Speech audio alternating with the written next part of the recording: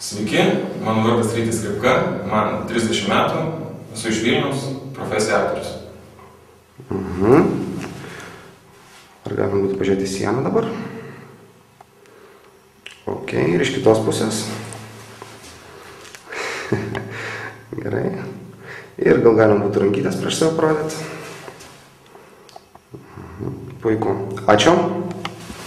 Gerai. Tokio. Ne.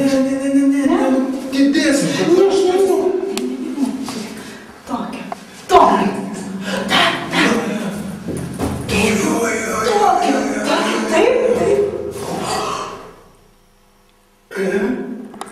Nu žiūrėk, tu šitą ką daro? Žiūrėk. Tokio. Aš atsisėdu. Tai didėsim, normaliai, turbūt tu aš atsisėsiu. Žiūrėk. Tokio. Tai. Tokio.